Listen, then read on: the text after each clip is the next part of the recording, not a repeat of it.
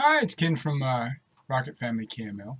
Had some people asking, what do you use when you build your rockets? So I'm going to do a real quick go over what I personally like to use in my rockets.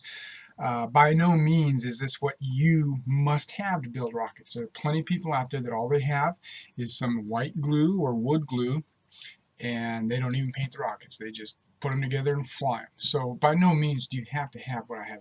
These are things over the years that I found help me build my rockets and get the quality appearance and look that I enjoy from them. So let's go ahead and go over some of the different things I have in my build kit. Alright, some of the things we have in build kit, obviously we need things to mark on the rocket bodies with. I like using pencils. I've got mechanical pencils when I need to do really small things. I do have a Sharpie marker. I use that every now and then, but not where I'm going to paint because it potentially can bleed through.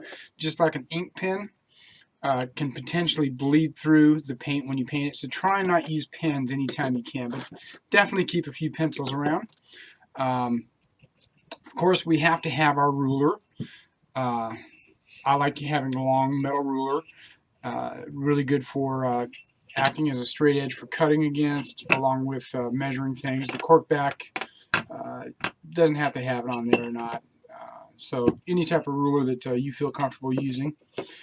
Something else that is a must in my builds is I always have a little plastic bag or a larger lunch-style bag, even the one-quart Ziploc bags, and a few photo canisters or empty pill bottles. Be sure, empty pill bottles, remove the label completely. You don't want to get caught with a prescription bottle and somebody else's label. These are for small parts, launch lugs, motor retention rings, stuff like that, motor hooks. That's invaluable in keeping you from losing them. When I unpack a kit, I unpack it on my table, I lay all the parts out, and then I bag everything that can possibly get lost. So these are kind of a must when I'm building a rocket. I like to have them around. Forgot I've got a small ruler too. This is a little small ruler I can use for measuring things along with a large ruler. Different types of tapes. I have regular old Scotch tape. I have the standard white masking tape, and you can get various widths. Then I also have our blue painter's tape, and again, this is something you can get in various widths also.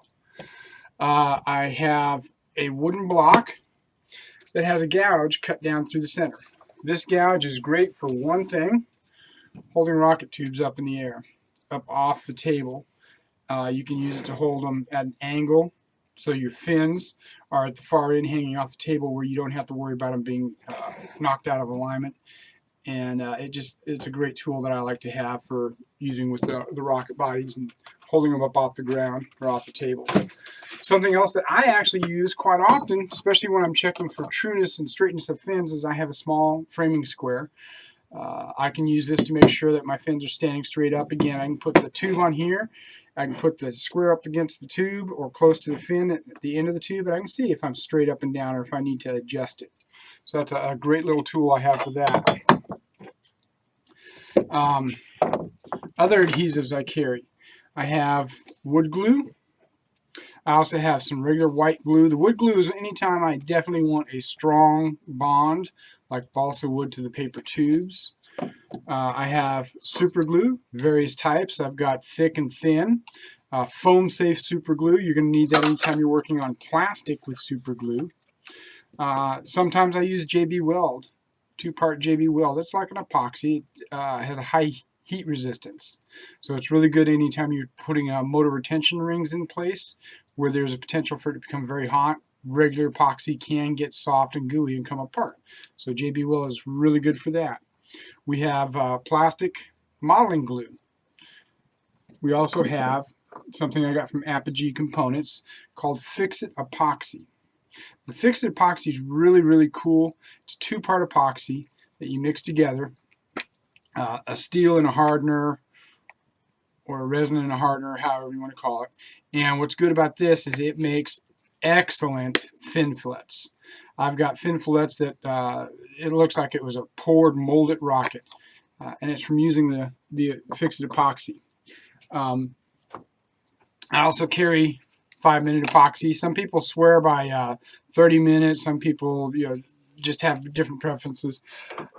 I like 5-minute epoxy. I've never used anything else yet. I might come to a point in time where I will, but right now 5 minutes seems to work fine for me.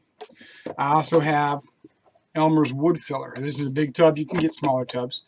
I use this a lot along with a small container or glass that I can put a little bit in and thin it down to toothpaste consistency or less, depending on what I'm trying to do.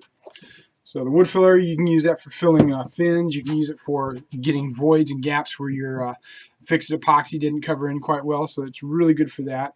I have a hole punch. Sometimes I need to make a hole in a parachute or a streamer or even a body tube because I want to vent the ejection gases. I don't want to actually have them go flying through the tube and blow the nose cone off. I want to keep the nose cone on, so I glue it on. I have tweezers. I have various sorts of scissors, small, medium, large, regular paper scissors. I even have bandage scissors. Bandage scissors are great for cutting Kevlar cord. This will cut through a nickel, so it's really good for using when you're cutting through the Kevlar cord.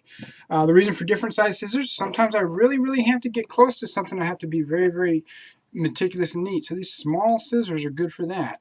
Other times I just need to be able to cut regularly, so I've got different scissors to handle different jobs. Something else I carry that some people think is strange is I have a bunch of bamboo skewers. These are like what you would do shish kebab on. I can take this skewer, insert it into an engine, tape it there, glue it however I want, and now I've got a holding stick for holding a rocket while I'm painting. I just slide the engine into the rocket, and I can paint the rocket and not get paint all over my hand. So it's a great thing for using. If I've got a nose cone, a hollow nose cone, I can slide it over, tape the shoulder of the nose cone, and paint the nose cone using bamboo skewers. So they're a great tool to have. Various sorts of sandpaper, obviously. I generally have 80 grit, 120, 220, 320, 400 and up.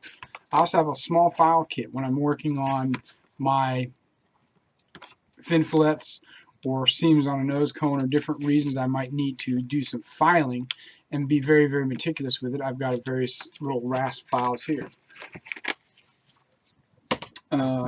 You're going to need an X-Acto kit, obviously. I've got a nice little X-Acto kit here I picked up at my local hobby shop.